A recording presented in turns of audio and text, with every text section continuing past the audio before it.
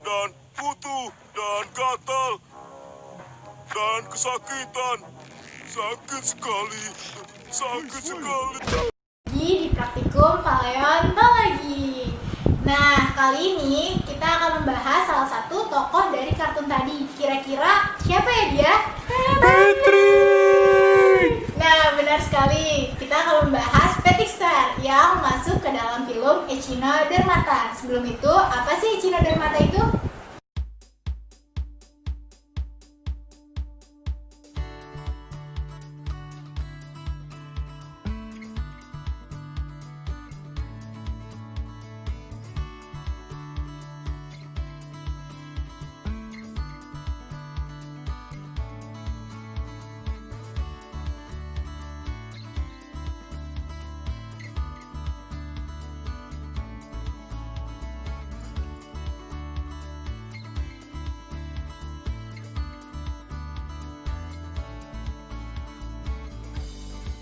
Tubuh Echinodermata sangatlah unik karena dia memiliki 5 organ tubuh dengan bentuk bilateral ketika ia masih larva, namun akan berubah menjadi radial ketika ia sudah dewasa.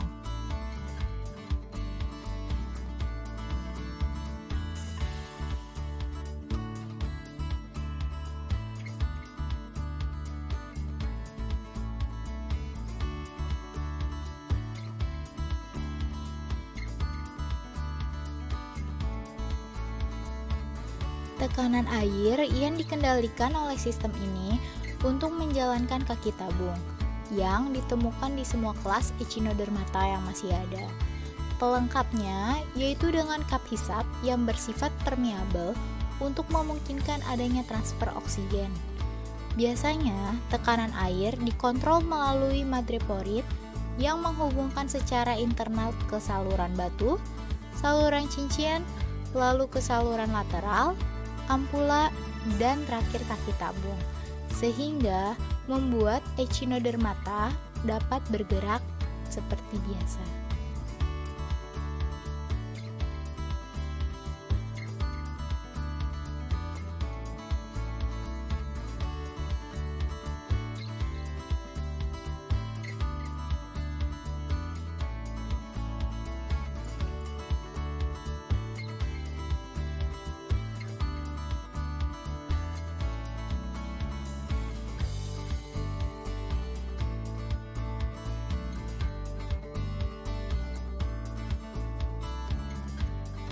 Sesuai dengan namanya, kelas Asteroidea memiliki 5 lengan, di mana pada bawah permukaan kulitnya terdapat duri-duri yang berguna sebagai alat bergerak. Kelas Asteroidea banyak ditemukan di batuan, pasir, hingga pesisir pantai. Tubuhnya terdiri dari cakram sentral dengan 5 lengan. Setiap lengannya bercabang 2 atau lebih. Setiap cabangnya mempunyai ranting-ranting yang melintang yang disebut dengan pinul. Beberapa kelas dari Crinoidea ada yang hidup sesil dan ada juga yang berenang bebas. Kelas Echinoidea berbentuk bola atau pipi tanpa adanya lengan. Kelas Echinoidea memiliki alat pencernaan yang khas yaitu tembolok kompleks yang disebut dengan Lentera Aristoteles. Fungsi dari tembolok tersebut adalah untuk menggiling makanannya. Tubuh dari kelas Echinoidea juga tertutupi oleh duri yang halus dan rapat. Duri tersebut berfungsi untuk bergerak, menggali, dan melindungi permukaan tubuhnya dari kotoran. Kelas Holoturoidea memiliki tubuh yang memanjang seperti ketimun. Kelompok hewan ini biasa juga disebut dengan teripang. Mulutnya berada pada ujung dan anusnya berada pada ujung lainnya. Terdapat 3 kaki tabung yang ada pada bagian ventral. Kaki tabung ini digunakan untuk berjalan dan mempunyai mangkuk penghisap seperti bintang laut. Kaki tabung lainnya juga didapatkan pada bagian dorsal yang terdiri dari 2 bagian kaki tabung yang digunakan untuk sebagai pernafasan. Kelas Ophiuroidea terdiri dari 2000 spesies. Salah satu contohnya adalah bintang ular. Bintang ular merupakan Echinodermata yang paling aktif dan paling cepat gerakannya. karena dia bergerak dengan cara mencambukkan lengannya. Bintang mengular memiliki cakram tengah yang jelas, terlihat dari lengannya yang panjang sehingga memudahkannya untuk bergerak. Kaki tabung yang dimiliki oleh bintang mengular tidak memiliki alat hisap. Dan bintang mengular biasanya ditemukan pada daerah tropis.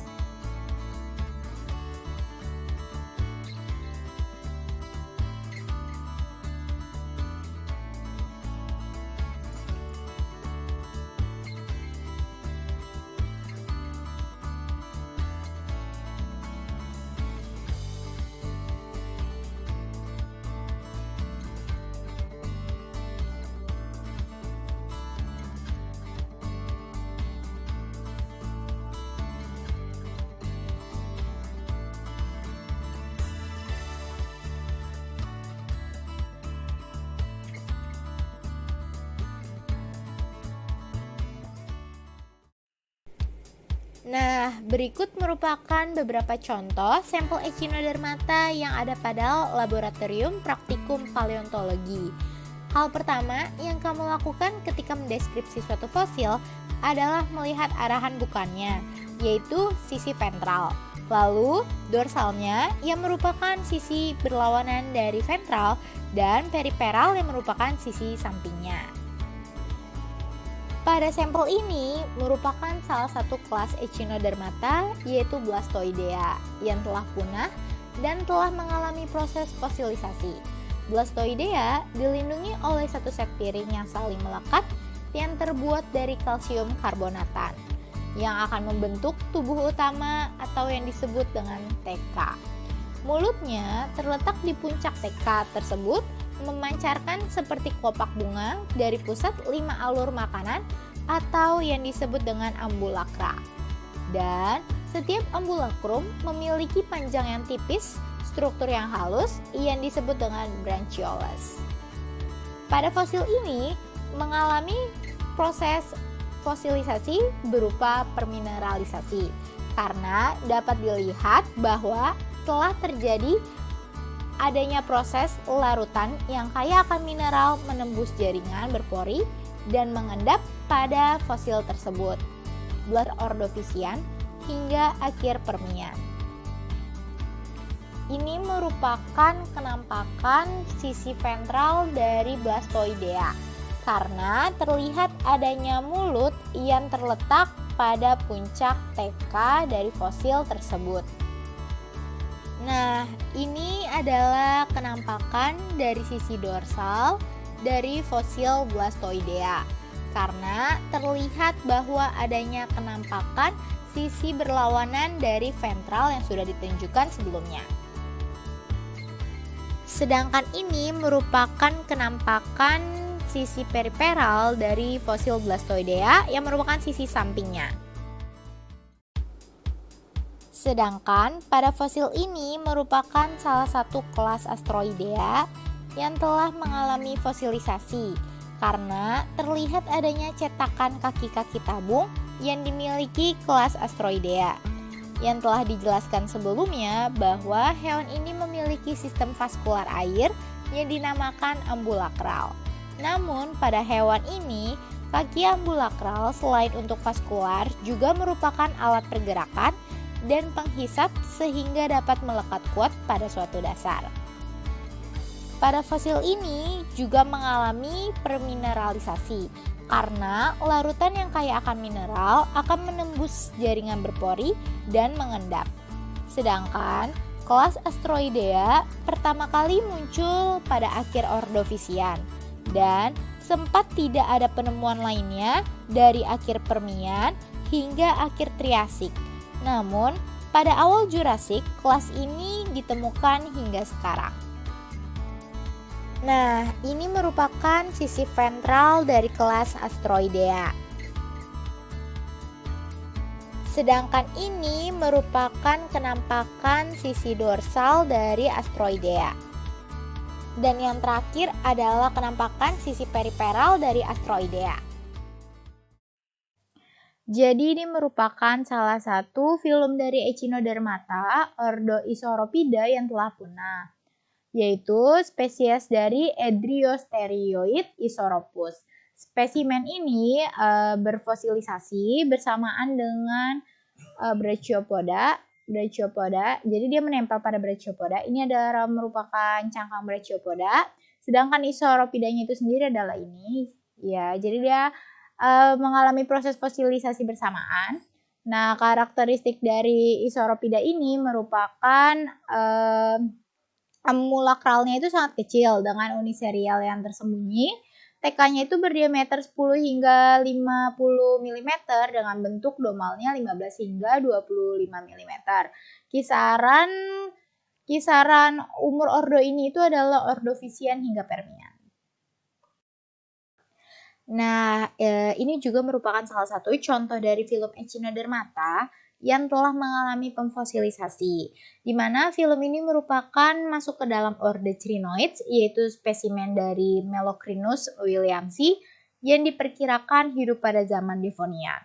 Seperti dilihat bahwa makhluk hidup ini telah mengalami pemfosilisasi pada sebuah batuan, di mana batuan ini berupa siltstone, dan tipe pemfosilisasinya itu berupa ada external molds, di mana cangkang aslinya itu hilang, yaitu yang berupa stem stigman, dan yang di sebelah sini juga berupa pemfosilisasi berupa external molds. Yang berupa itu awalnya itu adalah calyx, dan seperti dilihat di sini masih terdapat stem stigmannya masih utuh, dan di sini juga. Nah, sekian dari materi praktikum kali ini. Semoga bermanfaat dan semangat lapraknya. Yeay, semangat guys.